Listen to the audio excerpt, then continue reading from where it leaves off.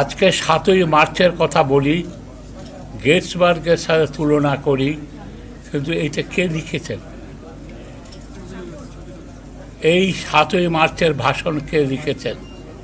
এটা এক ব্যক্তির লেখা নয়, তবে মূল লেখাটা সিরাজুল আলম খানের। রাত্রে 12টার সময় যেতেন এবং উনি যাতে বলে, উনার মূল লেখাতে স্বাধীনতার কথা ছিল। শেখ মুজিব তো স্থির করেছেন উনি বলবেন না, ওটা ন্যায্যই ছিল এক হিসাবে, কারণ উনি এই দেশের বৃহত্তম এই দ্বারা নির্বাচিত, উনি পাকিস্তানের প্রধানমন্ত্রী হবেন এবং সেই বিশ্বাসেই ওই 13ই থেকে মার্চ থেকে 23শে মার্চ পর্যন্ত দিয়েছেন। এখানে এই জাতির দুর্ভাগ্য হলো এখনও কামাল হোসেন সাহেব পুরোপুরি তথ্যগুলি প্রকাশ করছেন না। এই 12 দিনে যত আলাপ হয়েছে, যত কিছু, কতদূর বঙ্গবন্ধু স্বীকার করেছিলেন, 6 দফার মধ্যে 5.5 দফা স্বীকার করেছিলেন, সেটা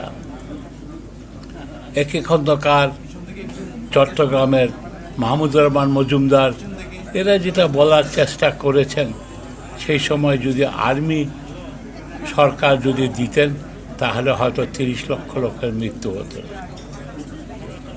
এইসব ব্যাপার নিয়ে বিতর্ক হয়তো আলোচনা হতে পারে, তবে আজকে আমরা আর সেই সব দিকে যাচ্ছি না।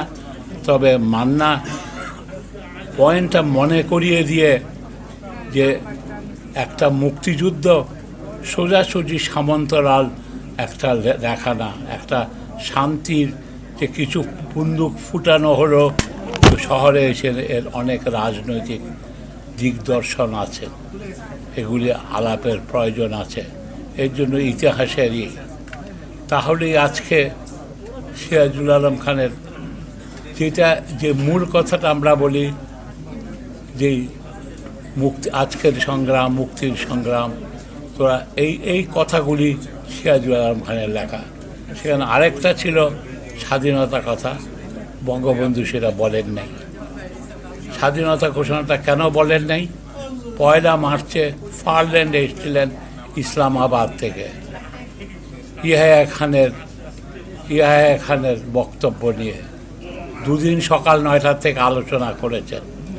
উনাকে এশিওর করেছেন যে 5.5 দফা এখানে সংসদ হবে, এইটাই আছে।